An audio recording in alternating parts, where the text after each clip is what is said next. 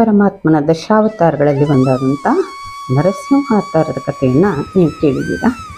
ಕಾರವಾರದಲ್ಲಿ ಕುರುಮಗಡದಲ್ಲಿ ನರಸಿಂಹನ ಜಾತ್ರೆ ನಡೀತದೆ. ಕುರುಮಗಡದ ಜಾತ್ರೆ ಅಂತಲೇ ಒಂದು ಫೇಮಸ್ ಆಗಿರುವಂಥ ಜಾತ್ರೆ ನಡೀತದೆ. ಇದು ಒಂದು ದ್ವೀಪ. ಆ ದ್ವೀಪಕ್ಕೆ ಭೇಟಿಯಾಗಿ ಕೊಡುವಂಥ ಒಂದು ಅವಕಾಶ ನನಗೂ ಸಿಕ್ತು. ಹಣ್ಣು ಮನಗಳನ್ನು ತುಂಬಿಕೊಂಡೆ. ತಮ್ಮೊಂದಿಗೆ ಅದನ್ನು ಕೂಡ ಹಂಚ್ಕೊಳ್ತಾ ಇದ್ದೀನಿ. ನೀವು ಕೂಡ ಸಂತೋಷ ಪಡಲಿಕ್ಕೆ ಆಗ್ತದಲ್ಲ. ನಾವು ಬೈತಕೂಲಿಗೆ ಮೊದಲು ಅಲ್ಲಿ ಹೋದ್ವಿ. ಇಲ್ಲಿ ತುಂಬ ಬೋಟ್ಗಳು ಬಂದು ನಿಂತಿದ್ದಾವೆ. ಅಲ್ಲಿಂದ ಸಾಮಾನ್ಯವಾಗಿ ಕುರುಮಗಡಕ್ಕೆ ಬೋಟ್ನಲ್ಲೇ ಹೋಗ್ತೀವಿ. ಕೆಲವರು ಕೋಡಿ ಭಾಗದಿಂದ ಕೂಡ ಹೋಗ್ತಾರೆ. ನಾವು ಬೈತಕೂಲಿಗೆ ಬಂದಿವಿ. ಕಾಣಿಸ್ತಾ ಇದೆಯಲ್ಲ ಎಷ್ಟು ಬೋಟ್ಗಳು. ಇಷ್ಟು ಎಲ್ಲ ಬೋಟ್ಗಳಿಗೂ ಏನಿದೆ ಅವರು ಸೇವೆಯನ್ನು ಸಲ್ಲಿಸ್ತಾ ಇದ್ದಾರೆ. ಎಲ್ಲರೂ ದೈನಂದಿನ ಒಂದು ಕೆಲಸವನ್ನು ಬಿಟ್ಟು ಈ ಒಂದು ದೇವಿ ಕೃಪೆಯನ್ನು ಪಡೆಯೋದಕ್ಕೆ ಏನು ಹೇಳ್ತೀವಿ ಫ್ರೀಯಾಗಿ ಸರ್ವಿಸನ್ನು ನೀಡ್ತಾ ಇದ್ದಾರೆ. ಯಾರು ದುಡ್ಡನ್ನು ತಗೊಳ್ತಾ ಇಲ್ಲ. ಬೆಳಗಿಂದ ಸಂಜೆವರೆಗೂ ಏನು ಪ್ರವಾಸಿಗರು ಹೋಗ್ತಾರಲ್ವ, ಭಕ್ತರು ಹೋಗ್ತಾರಲ್ವ ಕುರುಮಗಡಕ್ಕೆ, ಅವರನ್ನು ಮುಗಿಸೋದು, ಅಲ್ಲಿಂದ ತಿರುಗಿ ಕರ್ಕೊಂಡ್ಬರೋದು, ಅದೇ ಕೆಲಸವನ್ನು ಮಾಡ್ತಾ ಇದ್ದಾರೆ. ನಾನು ಕೂಡ ಈ ಒಂದು ಬೋಟ್ನಲ್ಲಿ ಹತ್ತಿ ಸೇರಿಕೊಂಡೆ. ನನಗೆ ಹತ್ತುವಾಗ ಸ್ವಲ್ಪ ಭಯ ಆಯಿತು. ಬಟ್ ಓಕೆ, ಎಲ್ಲರ ಜೊತೆಗೆ ಸೇರ್ಕೊಂಡ್ಬಿಟ್ಟೆ. ಎಲ್ಲ ಒಂದು ಖುಷಿಯನ್ನು ಪಡಬೇಕು. ಸುತ್ತಮುತ್ತಲೂ ಕಾಣುವಂಥ ಒಂದು ಸಮುದ್ರ, ನಮಗೆ ರಕ್ಷಣೆ ಕೂಡ ಚೆನ್ನಾಗಿ ಇದೆ. ಎಷ್ಟು ಚೆನ್ನಾಗಿ ಟ್ರೀಟ್ ಮಾಡ್ತಾರೆ ಅಂತಂದರೆ ನಿಜವಾಗ್ಲೂ ತುಂಬ ಖುಷಿ ಆಯಿತು. ಎಲ್ಲ ಅಂದ್ಕೊಳ್ತೀವಿ ದುಡ್ಡು ಕೊಟ್ಟಲ್ಲಿ ಮಾತ್ರ ಏನು ಹೇಳ್ತೀವಿ VIP ಸೀಟ್ ಇದ್ದವರಿಗೆ ಮಾತ್ರ ತುಂಬ ಚೆನ್ನಾಗಿ ಟ್ರೀಟ್ ಮಾಡ್ತಾರೆ ಅಂತೇನಿಲ್ಲ. ಎಲ್ಲರಿಗೂ ಸಮಾನವಾಗಿ ಎಷ್ಟು ಚೆನ್ನಾಗಿ ಕೈ ಹಿಡಿದು ಮೇಲೆ ಹಚ್ಕೊಳ್ತಾರೆ. ಭಯ ಇದ್ರೂ ಕೂಡ ಭಯ ಇರಲ್ಲ. ನೋಡಿ ಎಷ್ಟು ಚೆನ್ನಾಗಿರುವಂಥ ಸಮುದ್ರದ ತೆರೆಗಳು ಬಂದು ಅಪ್ಪಳಿಸ್ತಾ ಇವೆ. ಇವು ಎಲ್ಲ ಸಮುದ್ರದ ಮಕ್ಕಳು. ಕಾರವಾರನಲ್ಲಿ ಏನು ಹೇಳ್ತೀವಲ್ಲ, ಫಿಶರ್ಮೆನ್ ತುಂಬ ಇದ್ದಾರೆ. ಬೋಟಿಂಗು ಅವ್ರದ್ದು ಒಂದು ಜೀವನದ ಒಂದು ಸೋರ್ಸ್ ಏನು ಹೇಳ್ತೀವಲ್ಲ, ಅದೇ ಒಂದು ಫಿಶಿಂಗ್ ಅಂತ ಹೇಳ್ಬೋದು. ನೋಡಿ ಎಷ್ಟು ವಿಶಾಲವಾದಂಥ ಮನಸ್ಸು. ಆ್ಯಕ್ಚುಲಿ ಏನಾಗಿದೆ ಅಂದರೆ ಹತ್ತುವಾಗ ಗೊತ್ತಾಗಿಲ್ಲ, ಟಿಕೆಟ್ ಇದೆ ಅಂದ್ಕೊಂಡ್ಬಿಟ್ವಿ. ಹತ್ತಿದ ಮೇಲೆ ಟಿಕೆಟೇ ತಗೊಂಡಿಲ್ವಲ್ಲ, ಹಣ ಎಷ್ಟೇನೋ ಕೇಳಿದಾಗ ಎಷ್ಟು ವಿಶಾಲ ಮನಸ್ಸಿನಿಂದ ಹೇಳ್ತಾರೆ ಅಂತಂದರೆ, ಇಲ್ಲ ಇದು ಒಂದು ದೇವರ ಕೃಪೆ ನಮಗೆ ಇದೆ. ಒಂದು ದಿನ ನಾವು ದೇವರ ಸೇವೆಯನ್ನು ಮಾಡ್ತಾರೆ, ಯಾವ ಬೋಟ್ನು ಹಣವನ್ನು ತಗೊಳ್ತಾ ಇಲ್ಲ ಅಂತ ಹೇಳಿ. ನಾನು ಹತ್ತಿದಂಥ ಬೋಟು ಭೂದೇವಿ ಅಂತ ಹೇಳಿಬಿಟ್ಟು ಅದರಲ್ಲಿ ಸಾಮಾನ್ಯವಾಗಿ ನಿಯರ್ಲಿ 45 ಮಿನಿಟ್ಸು ತಗೊಂಡು ಹೋಗುವಾಗ ಸುತ್ತಮುತ್ತ ನೀರು, ಎಲ್ಲಿ ನೋಡಿದ್ರೂ ಸಾಗರನೇ, ಸಮುದ್ರನೇ, ಅಲೆಗಳೇ, ಅದರ ಮೇಲೆ ಬೀಳುವಂಥ ಸೂರ್ಯ ಕಿರಣಗಳು. ಎಷ್ಟು ಖುಷಿ ಆಗ್ತದೆ ಅಂತಂದರೆ, ಭಯ ಆಯಿತು ನೀರಿನಲ್ಲಿ ಹೋಗುವಾಗ.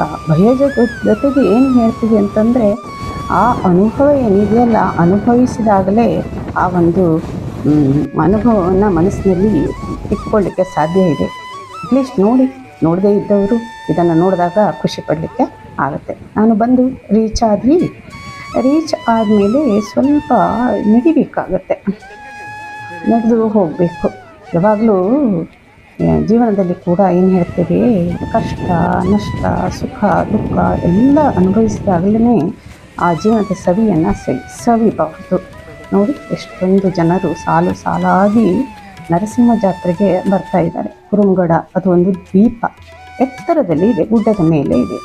ಹೋಗುವಾಗ ನಮಗೆ ಸ್ವಲ್ಪ ಹೆಸರನ್ನೆಲ್ಲ ಬರೆದುಕೊಂಡು ಆಮೇಲೆ ನಿಧಾನವಾಗಿ ನಾವು ಎಲ್ಲರ ಜೊತೆಗೂ ಸೇರ್ಕೊಂಡ್ಬಿಟ್ವಿ. ನೋಡ್ತಾ ಇದ್ದೀರಾ, ಸ್ವಲ್ಪ ಮಟ್ಟಿಗೆ ನಡ್ಕೊಂಡು ಹೋಗ್ಬೋದು. ಆಮೇಲೆ ಕಚ್ಚಾ ರಸ್ತೆ ಇದೆ. ಆ್ಯಕ್ಚುಲಿ ಇಲ್ಲಿ ಏನಾಗುತ್ತೆ ಅಂತಂದರೆ, ಪಾಲಕಿಯನ್ನು ತಗೊಂಡು ದೇವರನ್ನು ಮೂರ್ತಿಯನ್ನು ಇಟ್ಕೊಂಡು ಪಾಲಕಿಯನ್ನು ಹೊತ್ಕೊಂಡು ಗುಡ್ಡದ ಮೇಲೆ ತಗೊಂಡು ಹೋಗಿ ಪ್ರತಿಷ್ಠಾಪನೆ ಮಾಡಿ ಪೂಜೆ ಮಾಡ್ತಾರೆ. ಅಂದಾಗ ನಾವು ಮಾತ್ರ ನಡೆಯೋದೇನು ದೊಡ್ಡದೇನಿಲ್ಲ. ಸ್ವಲ್ಪ ಕಲ್ಲು ಮುಳ್ಳು ಎಲ್ಲ ಇದೆ. ಊಟಕ್ಕೆ ಕೂಡ ಸಿದ್ಧ ಮಾಡುವಂಥ ಮಧ್ಯದಲ್ಲಿ ಸ್ಥಳವನ್ನು ಕಾಣಬಹುದು.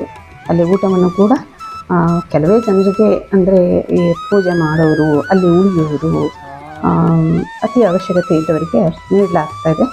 ನಾವು ಕೂಡ ದಾರಿ ನೋಡ್ತಾ ಇದ್ದೀರಾ, ಕಾಣಿಸ್ತಿದೆ. ಎಷ್ಟು ಹರಿತವಾದಂಥ ಕಲ್ಲುಗಳಿದ್ದಾವೆ, ಜಾರುವಂಥ ಮಣ್ಣು ಇದೆ, ಸ್ಟೆಪ್ಗಳು ಏನೂ ಇಲ್ಲ, ತುಂಬ ಕಲ್ಲು ಇದೆ. ಹೋಗುವಾಗ ಸ್ವಲ್ಪ ಕಷ್ಟದ ದಾರಿ, ಏನೂ ತೊಂದರೆ ಇಲ್ಲ. ಕಲ್ಲು ಮುಳ್ಳು ಇದ್ರೂ ಹತ್ತಿ ಹೋಗ್ಬೋದು. ಟ್ರೆಕ್ಕಿಂಗ್ ಏರಿಯಾ ಕೂಡ ಇದೆ, ನೋಡ್ಬೋದು. ನಾನು ಕೂಡ ಸ್ವಲ್ಪ ಕೇರ್ಫುಲ್ಲಾಗಿ ನಿಧಾನವಾಗಿ ಹತ್ತಿ ಎಲ್ಲರ ಜೊತೆಗೆ ಸೇರಿಕೊಂಡು ಮೇಲೆ ಹೋದೆ. ನೋಡಿ, ನರಸಿಂಹ ಅವತಾರ, ನರಸಿಂಹನ ಒಂದು ಪ್ರತಾಪವನ್ನು ಹೇಳಿದ್ದೀರ. ಹಿರಣ್ಯಕಶಿಪುವಿನ ಕಥೆ ನೆನಪು ಬರ್ತದೆ. ಪ್ರಹ್ಲಾದ ನಾರಾಯಣ ನಾರಾಯಣ ಅಂತ ಹೇಳಿ ಭಜನೆ ಮಾಡಿದಾಗ ತನ್ನನ್ನೇ ಪೂಜೆ ಮಾಡು ಅಂತ ಹೇಳಿ ಹಠ ಮಾಡಿದಂಥ ತಂದೆಯ ಹಠವನ್ನು ಮುರಿದಂಥ ಮಗ ಪ್ರಹ್ಲಾದ ಎಲ್ಲಿದ್ದಾನೆ, ಇಲ್ಲಿದ್ದಾನೆಯಾ, ಅಲ್ಲಿದ್ದಾನೆಯಾ ಅಂತ ಕೇಳಿದಾಗ ಕಂಬದಲ್ಲಿ ಇದ್ದಾನಂತ ಅಂದಾಗ ನಾರಾಯಣ ಏನು ಮಾಡ್ತಾನೆ, ಕಂಬವನ್ನು ಒಡೆದು ಬಿಟ್ಟು ನರಸಿಂಹ ರೂಪದಲ್ಲಿ ನರಸಿಂಹ ಅವತಾರವನ್ನು ತಾಳಿಬಿಟ್ಟು ಪ್ರಹ್ಲಾದನನ್ನು ರಕ್ಷಣೆ ಮಾಡಿದಂಥ ಒಂದು ಏನು ಹೇಳ್ತೀವಿ ನಾರಾಯಣನ ಅವತಾರ, ದಶಾವತಾರಗಳಲ್ಲಿ ಒಂದು ಅಂತ ಹೇಳಿ ಹೇಳ್ತೀವಿ. ಎಷ್ಟು ಸುಂದರವಾದಂಥ ಕಥೆ ನೋಡಿ. ನಾರಾಯಣ ನರಸಿಂಹ ಅವತಾರವನ್ನು ಪಡೆದುಬಿಟ್ಟು ದುಷ್ಟಶಕ್ತಿಯನ್ನು ನಾಶ ಮಾಡಿ ಶಿಷ್ಟರನ್ನು ರಕ್ಷಣೆ ಮಾಡುವಂಥ ಉದ್ದೇಶದಿಂದ ನರಸಿಂಹ ಅವತಾರವನ್ನು ಮಾಡಿದ ಹೇಳುವಂಥ ಒಂದು ಕಥೆ ಈ ಒಂದು ನರಸಿಂಹ ಅವತಾರದಲ್ಲಿ ಬರ್ತದೆ. ಮೇಲೆ ಬಂದು ಸೇರಿಕೊಂಡಾಗ ಕಾಣಿಸ್ತಾ ಇದೆ, ಚಿಕ್ಕ ಮಕ್ಕಳನ್ನು ಕೂಡ ಎತ್ಕೊಂಡು ಬರ್ತಾರೆ, ಹರಕೆಗಳನ್ನು ಹೇಳಿ ಇಟ್ಕೊಂಡಿರ್ತಾರೆ. ಹರಕೆಯನ್ನು ತೀರಿಸೋದಕ್ಕೆ ನೀರನ್ನು ದಾಟಿ ಕಲ್ಲು ಮಣ್ಣುಗಳನ್ನು ಮೆಟ್ಕೊಂಡು ಗುಡ್ಡದ ತುದಿಗೆ ಬಂದಾಗ ಏನೋ ಒಂದು ಸಂತೋಷ, ಭಕ್ತಿ ಭಾವನೆಗಳ ಪರಾಕಾಷ್ಠತೆ ಅಂತ ಹೇಳ್ಬೋದು. ಇಷ್ಟು ಜನರ ಸಾಲಲ್ಲಿ ನಾವು ಕೂಡ ಸೇರಿಕೊಂಡ್ವಿ. ಇಲ್ಲಿನ ವಿಶೇಷ ಅಂತಂದರೆ ಜನರು ಏನು ಮಾಡ್ತಾರೆ, ಮೀನುಗಾರರು ಬಾಳೆಯ ಕೊನೆಯನ್ನು ಹರಕೆಯಾಗಿ ಹೇಳ್ಕೊಳ್ತಾರೆ. ಎಲ್ಲಿ ನೋಡಿದ್ರೂ ಕೂಡ ಬಾಳೆಯ ಕೊನೆಗಳೇ, ಎಲ್ಲರ ಕೈಯಲ್ಲಿ ಕಾಣ್ತಾ ಇರೋದು ಬಾಳೆಯ ಕೊನೆಗಳು.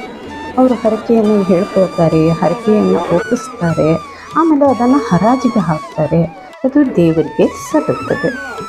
ದುಷ್ಟ ಶಿಕ್ಷಕ, ಶಿಷ್ಟ ರಕ್ಷಕ ನರಸಿಂಹಸ್ವಾಮಿಯ ಒಂದು ದರ್ಶನಕ್ಕೆ ಸಾಲೇ ನಿಂತಿದ್ದಂತೂ ಸತ್ಯ. ನಾವು ಎಲ್ಲ ಸಾಲಿನಲ್ಲಿ ಮುಂದೆ ಬಂದು ದೇವರ ದರ್ಶನವನ್ನು ಪಡೆದಾಗ ನಮಗೆ ಅವ್ರ ಕೈಯಲ್ಲಿ ಏನು ಪ್ರಸಾದ ಸಿಕ್ತಲ್ಲ, ಬಾಳೆಹಣ್ಣು, ಹೂವು, ಇದೆಲ್ಲ ಪ್ರಸಾದ ಕೈಗೆ ಬಂದಾಗ ಇಷ್ಟು ದೇಹ ದಣಿದಿತ್ತಲ್ಲ, ಮೇಲೆ ಹತ್ತಿ ಬಂದಾಗ ಆ ದಣಿವೆಲ್ಲ ನಿವಾರಣೆ ಆಗಿದ್ದಂತೂ ಸತ್ಯ. ನೋಡಿ, ನೀವು ಕೂಡ ದರ್ಶನವನ್ನು ಮಾಡ್ತಾ ಇದ್ದೀರಾ. ಖಂಡಿತ ನೆಕ್ಸ್ಟ್ ಇಯರು ಬಂದೇ ಬರ್ತೀರಾ ಅಂದ್ಕೊಳ್ತೀನಿ. ಇದಕ್ಕೆಲ್ಲ ಒಂದು ಅವಕಾಶ ಬೇಕು.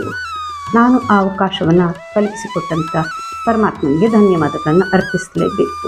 ಸುತ್ತಮುತ್ತ ಜನರು, ಅಲ್ಲಿರುವಂಥ ಜನರ ಕೈಯಲ್ಲಿರುವಂಥ ಬಾಳೆಯ ಹಣ್ಣು ಪ್ರಸಾದವನ್ನು ತಗೊಂಡು ಹೋಗ್ತಾ ಇರೋದನ್ನು ನೋಡ್ತಾ ಇದ್ದೀರಿ. ಮನಸ್ಸಿನ ಒಂದು ಸಂತೋಷ ಮುಖದಲ್ಲಿ ಬಿಂಬಿಸ್ತಾ ಇರೋದಂತೂ ಸತ್ಯ.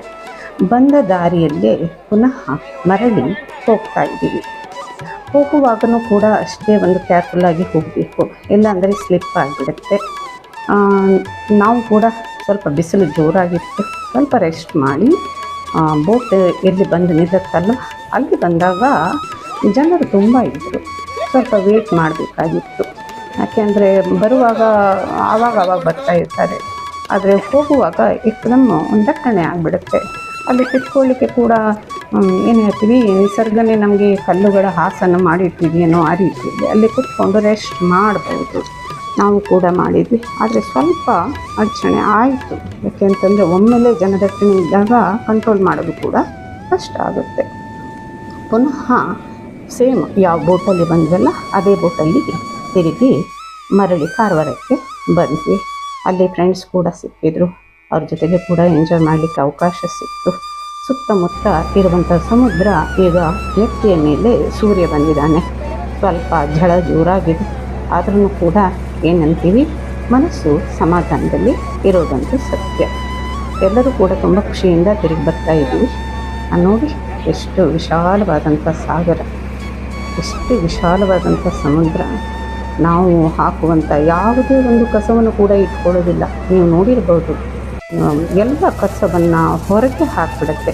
ಮನಸ್ಸಿನಲ್ಲಿ ಬಂದಂಥ ವಿಚಾರ, ಇಷ್ಟು ವಿಶಾಲವಾದಂಥ ಸಮುದ್ರ ತನ್ನನ್ನು ತಾನು ಶುದ್ಧವಾಗಿ ಇಟ್ಕೊಳ್ತದೆ.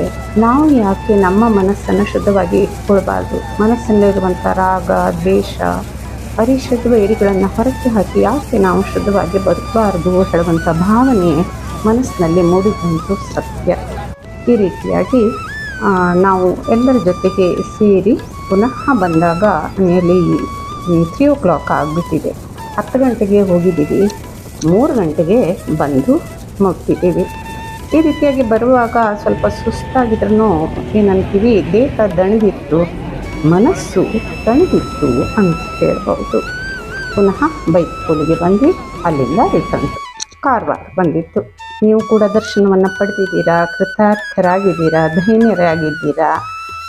So thank you for watching.